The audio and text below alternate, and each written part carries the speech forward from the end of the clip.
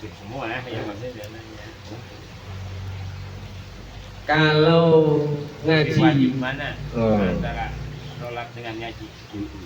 sholat dengan ngaji itu kalau dibandingkan Ya, itu wajib mana? wajib mana sholat? Kalau yang namanya pilihan itu kan harus salah satu jawabannya, nggak boleh dua-duanya. Betul. Nah makanya ini sekarang saya mau nanya, dijawab. Ya. Dijawab. Ngaji dengan sholat wajiban mana? Salat. Wajiban sholat. Kok bisanya wajib sholat? Nah, kita mau Kenapa jawab. kok wajib sholat? Jawab ya. Bisa. Hah? Ini suruh milih loh nih. Ya. Mau milih ngaji apa milih sholat? Milih sholat. Oh. Kenapa kok milih sholat? Kewajiban. Karena Kewajiban. karena wajib. Nah sekarang kalau ngaji wajib apa tidak? Wajib, saya ngaji tapi. Hah? Wajib apa tidak? Wajib. Wajiban mana ngaji sama sholat? Itu pertanyaan saya. Sholat kalau udah Ya, ilmunya? sekarang jawabannya apa? Sekarang Apa sholat? apa jawabannya? Sholat. Salat kalau udah ilmunya? Enggak, habis kira-kira. Apa? Sama wajib. Sholat sama ngaji, kira-kira yang mana? Bisa jawab sholat di mana? Sholat. Sholat dengan haji. Ya, itu mah sebab kedua-duanya wajib. Ya. Tapi menurut versi saja itu ngaji yang lebih utama. Karena sholat kalau tanpa tahu ilmu udah percuma juga. Ilmu adanya apa di ngaji? Iya, Sekarang bagaimana? Menurut Nabi bagaimana? Iya betul. Jadi seperti ini. Ngaji dan sholat itu hukumnya wajib. Iya. Artinya kedua-duanya harus dijalani. Nah tapi kalau untuk dibandingkan ngaji dan sholat kewajibannya wajib mana? Antara sholat dan ngaji. Nah, jawabannya apa? Jawabannya wajib ngaji. Wajib ngaji. Ngaji. Kenapa kok wajib ngaji? Karena apa? Karena apa? Hah? Karena apa? Karena ukodimu, hah? Apa? Ukodimu, ukodimu. Tadinya jangan sholat dengan ngaji itu. Nggak paham kalau takutnya nanti. Iya. Yang gampang aja. Artinya aja lah bahasa. Yang gampang aja ya. Ringan aja. Nah, ada gampang nih. Dalil yang gampang. Ukodimu ketinggian nanti bingung nanti untuk menjabarkannya. Jadi ini dalil yang paling gampang aja. Dalil yang paling gampang apa di sini? Dalil yang paling gampang adalah apa namanya? Menuntut ilmu itu hukumnya wajib. Nah, begitu tuh paling gampang tuh, ya. Menuntut ilmu itu hukumnya wajib. Bagi siapa? Bagi yang sudah balik, yaitu laki-laki muslim dan perempuan muslim. Karena kalau belum balik, belum wajib yang namanya sholat. Nah sekarang diawali, kita kembali kepada awal yang gampangnya aja. Yang gampangnya seperti ini. Kita itu diciptakan oleh Tuhan. Nah, Tuhan kita itu siapa? Allah. Ya. Allah itu siapa? Allah itu siapa? Ya. Allah itu Tuhan kita. Nah, Tuhan kita itu siapa? Tuhan kita itu Allah. Tetap dibolak-balik mau ditanya berapa kali, berapa ribu pun tetap Tuhan saya Allah. Allah itu Tuhan saya. Nah, dan kita wajib mengenal Tuhan kita. Kita wajib mengenali sifat-sifatnya Tuhan kita. Nah, sifat-sifat Allah. Apa sifat-sifat Allah diantaranya? Apa sifat-sifat Allah diantaranya? Wujud. Apa artinya wujud? Ada. yakinkan dalam hati, wajib hukumnya kita meyakini bahwa Tuhan kita itu ada. Adanya di mana Tuhan kita? Kamu bisa mengatakan kalau Tuhan itu ada, lalu di mana adanya Tuhanmu? Tuhan kita ada di mana? Kita jawabnya gimana? Jawabnya Allahu a'lam. Yang tahu tempat Allah hanyalah Allah. Tidak ada yang tahu tempat Allah di mana. Kita punya kewajiban untuk menganggap bahwa di mana-mana itu ada Allah. Artinya bukan Allah ada di mana-mana. Kalau orang mengatakan Allah itu di mana-mana, itu juga salah.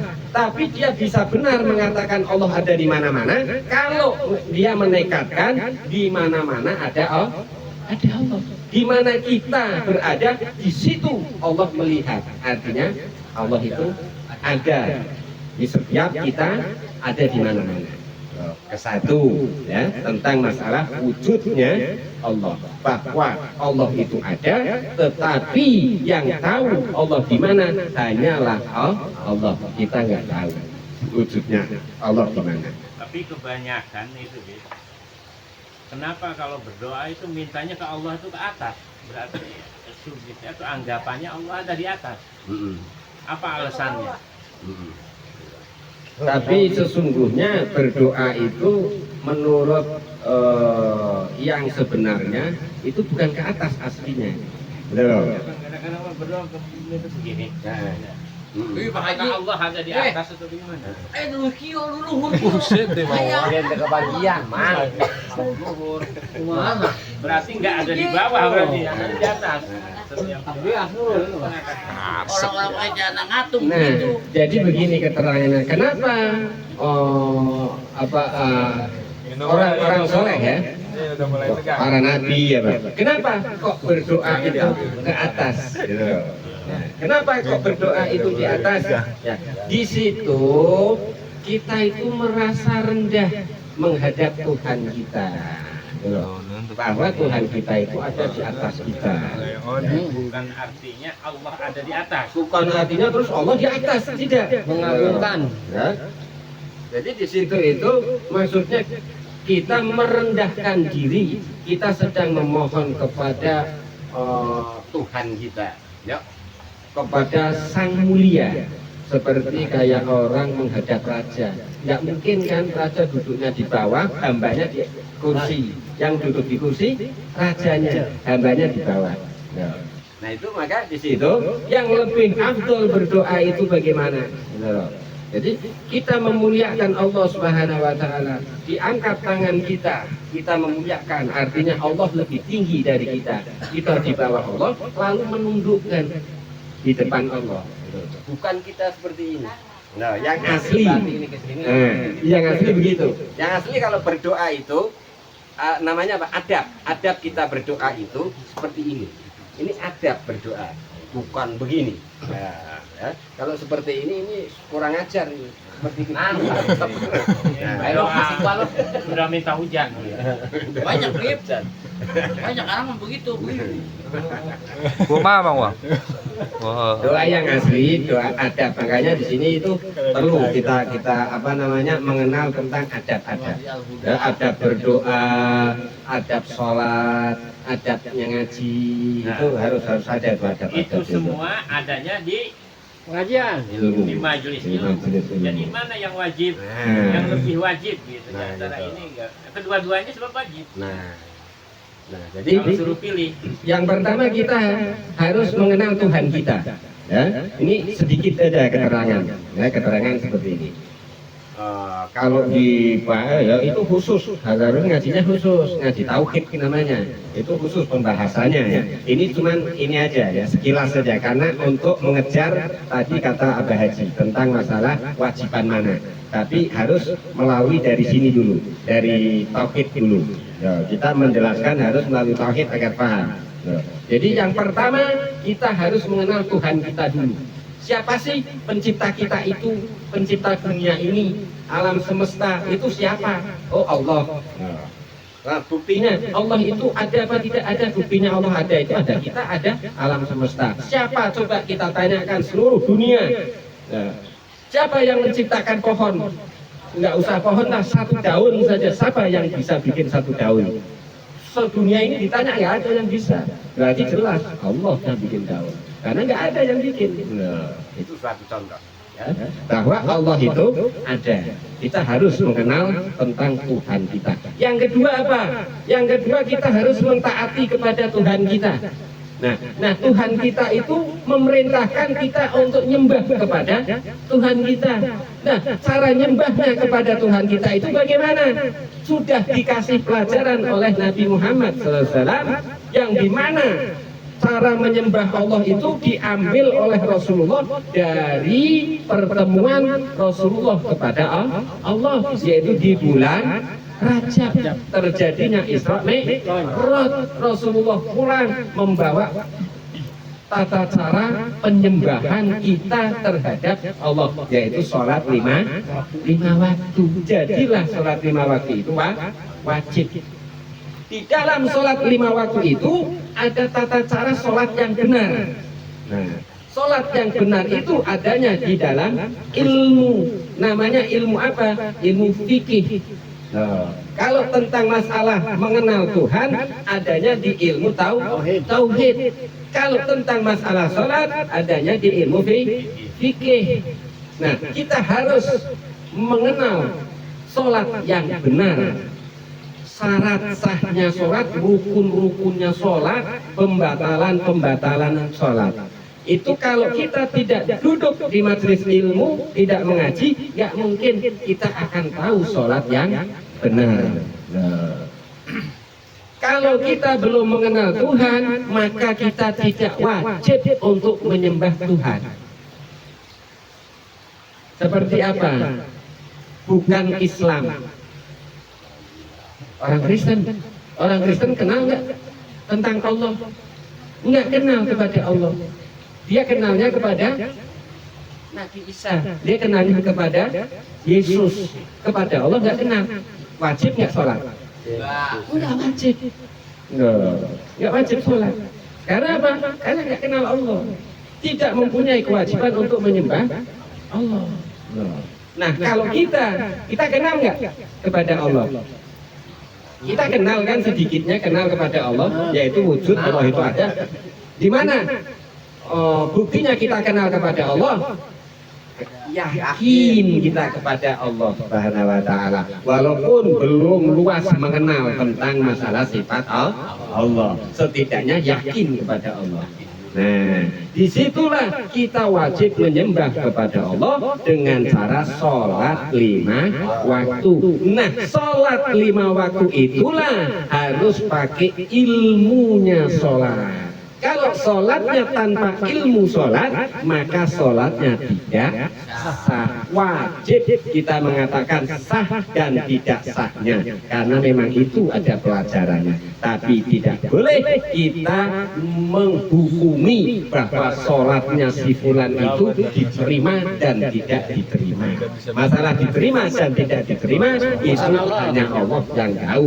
Kalau masalah sah tidak sah, kita wajib tahu karena ada ilmunya. Dohir kelihatan, ilmunya harus begini. Nah, kalau mau dipelajari sholat, ya, sekarang kita sholat tentang masalah gerakan adab-adaban, ya. Wah, itu panjang lagi, nanti nyampe situ. Ya, tentang masalah kita takbiratul ihram, kita Allah Akbar, angkat tangan sampai di mana tangannya, terus sedekap gimana cara sedekap yang benar, terus waktu Allahu Akbar itu harus dengan tajwidnya yang benar. Ya, maka di sini ada ilmu tauhid, fikih, tajwid. Ya. Nah, ilmu Ahlus Sunnah wal Jamaah yang dikatakan oleh Rasulullah SAW, semua itu masuk neraka terkecuali satu yang mengikuti, kata Rasulullah. Ya, artinya apa? Mengikuti akhlaknya Nabi Muhammad SAW, mengikuti ajarannya Nabi Muhammad, mengikuti ilmunya Nabi Muhammad SAW.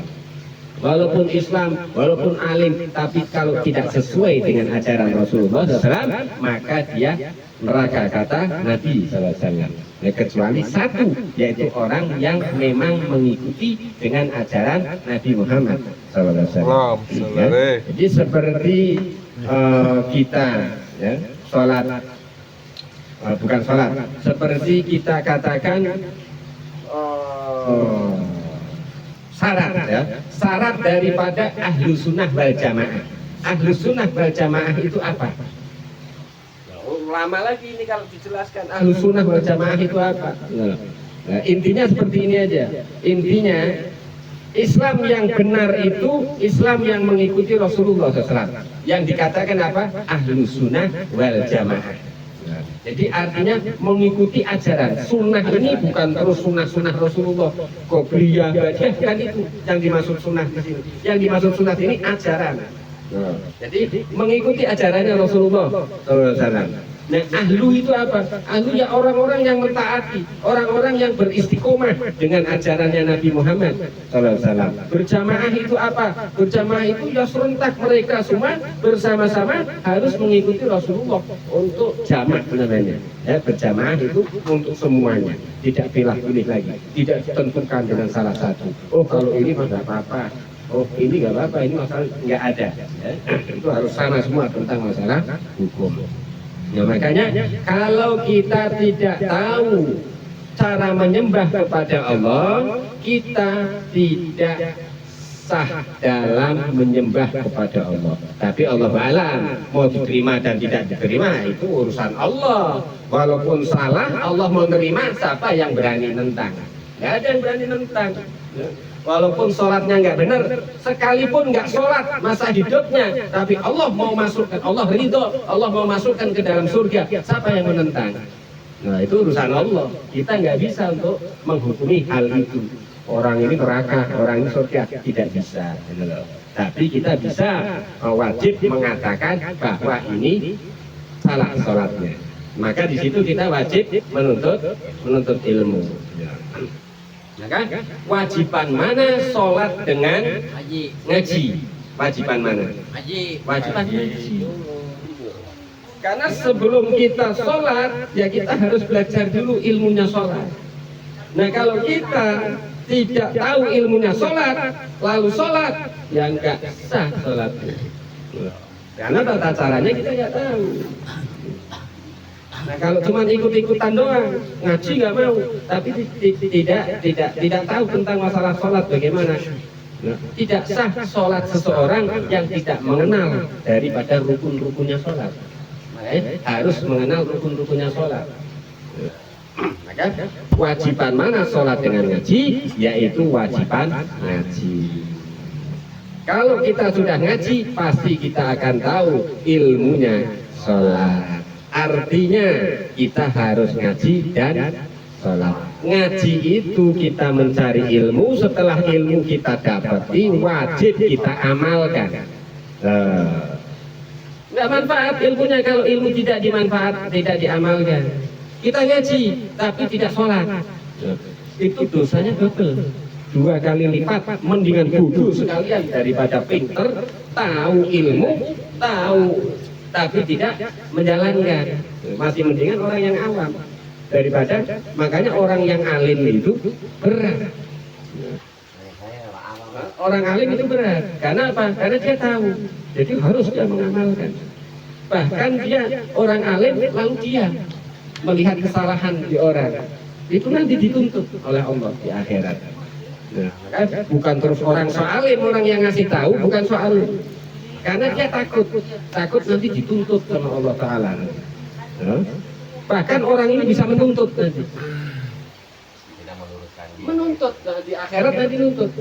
Ketika orang alim mau masuk surga ditarik. Ini kenapa kamu dulu nggak ngasih tahu saya? Sedangkan saya ini salah. Maka orang-orang alim itu banyak cerewet, banyak ngasih tahu, banyak dakwah, ceramah, ya orang-orang alim yang ikhlas, yang mukhlis, ya zaman-zamannya itu. Kalau zaman sekarang sudah Allah alam, kita nggak mau sodon, tapi ya seperti itulah. Nggak ada fulus berangkat kalau sekarang. Mas ya, beda. Kalau nggak ada besek, nggak berangkat, ya nggak berangkat. Sekarang kita saja cobalah kita manggil penceramah, ya, manggil penceramah nih, ya. sepakat kita nih berdua nih, ya. Kita manggil penceramah. Nanti tanggal sekian silakan ini tapi nggak ada apa-apanya, mohon maaf ya, kita cuma minta bantu aja lah, dukung, minta didukung. Nah yang satu lagi ngomong, nanti ini tanggal sekian kita mau ngadakan penceramah, jadi anggarannya sekian juta ya, coba nanti datangnya kemana, ya, tes seperti itu ya. Kalau ikhlas pasti datangnya yang tadi, saya nggak punya apa-apa tapi ingin ngadain maulid. Kalau mau bayar syukuran kan mahal, manggil syukuran mahal. Nah sama antum aja dah, ente aja tolonglah kita bantu. Nah, ngisi lah gitu. Ini udah dipanggil aja kagak. Tuh, kan? Nah, makanya kalau di zaman sekarang nih sudah ya, sudah kita banyak husnudzon aja, banyak berdoa ya, minta keselamatan agar kita jangan sampai seperti itu ya, minta perlindungan oleh Allah Subhanahu wa taala. Kalau zaman-zaman dulu beda ya, zaman-zaman dulu memang benar-benar takut kepada Allah. Jadi di zaman sekarang ini jarang orang yang tahu tentang ilmu tapi takut kepada Allah. Nah, ya. Kalau orang-orang dulu takut kepada Allah, makin tinggi ilmunya makin takut kepada Allah, makin soleh makin takut dengan kecelakaan nanti di akhirat. Nggak merasa dirinya pasti selamat, makin takut dengan nerakanya Allah, siksanya Allah.